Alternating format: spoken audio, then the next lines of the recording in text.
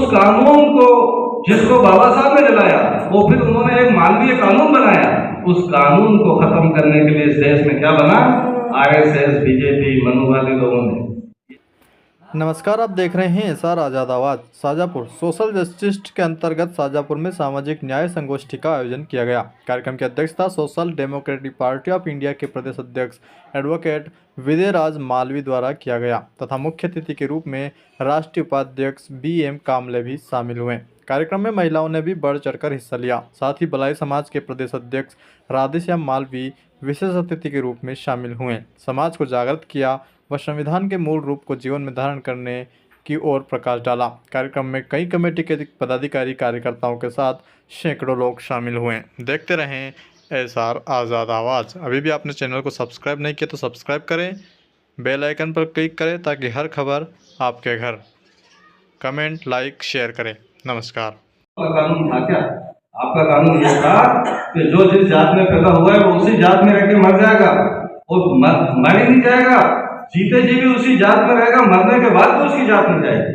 आप पेट में आने से पहले आपकी जात निर्धारित हो जाती थी, आप किस जात में हो, और मरने के बाद भी वो जात नहीं जाती। ऐसी खतरनाक व्यवस्था में हम रह रहे थे। अंग्रेजों ने उस सिस्टम को तोड़ा, और उसके बाद क्या होता है कि इस देश में एक नई सोच, एक नई क्रांति टाइप की पैदा होती है। बाबा साहब अम्बेडकर को विदेश में जाकर पढ़ने का मौका मिलता है। तो एक चीज ध्यान रखना, ज्ञान और मानवीय मूल्य ये अंतरराष्ट्रीय होते हैं, किसी देश की मोनोपोली नहीं है इसमें। क्योंकि आपके अगर इस देश में रहते तो क्या होता, इस देश में जातिवाद में रहते, जातिगत जो धंधे हमारे वही करते रहते हैं।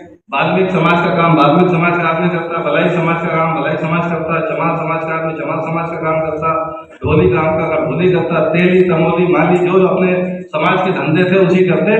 कोई भी कलेक्टर, एसपी, IAS, IPS बनने की नहीं सोचता। लेकिन विदेशी ज्ञान ने बाबा साहब अम्बेडकर को दुनिया का सर्वश्रेष्ठ विद्वान बनाया, और उन्होंने फिर इस भारत का संविधान बनाकर आपको दिया। तो जब भारत का संविधान बनाया तो उसमें जो दो प्रकार की असमानताएं थी वो खत्म कर दी। कौन से दो प्रकार की असमानताएं जो भारत में शुरू से चल रही थी? जातिगत आधार पर इस देश में असमानताएं थी, भेदभाव था। और दूसरी थी जेंडर के आधार पर, यानी लिंग के आधार पर, महिला और पुरुष के बीच में असमानता। महिला और पुरुष के बीच की जो असमानता थी वो संविधान से खत्म होती है। और जो जातिगत अत्याचार, अन्याय था, भेदभाव था, वो भी बाबा साहब अम्बेडकर ने कॉन्स्टिट्यूशन के माध्यम से खत्म कर दिया।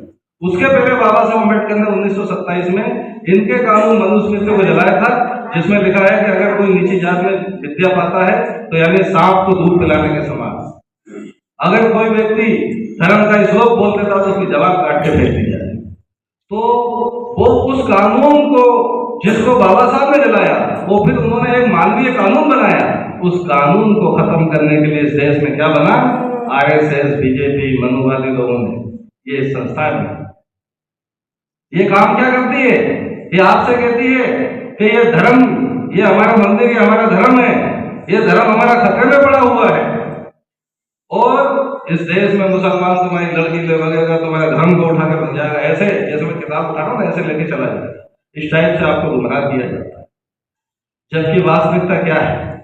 वास्तविकता यह है कि वो इस जातिगत भेदभाव को बनाए रखना चाहते हैं, जेंडर के आधार पर भेदभाव को बनाए रखना चाहते हैं। इसके लिए आपके दिमाग को डाइवर्ट करते हैं, दूसरी तरफ ले जाते हैं। और हमारी जो वास्तविक मुद्दे हैं वो क्या है? रोटी, कपड़ा, मकान, शिक्षा, स्वास्थ्य, नौकरी, मानवीय सम्मान, गरिमा, समानता, इसको वो देना नहीं चाहते। इसके सबसे बड़े शत्रु है समानता के। समानता भगवान बुद्ध से लेकर के बाबा साहब अम्बेडकर तक जितने महापुरुष हुए सबने एक ही काम किया, समानता।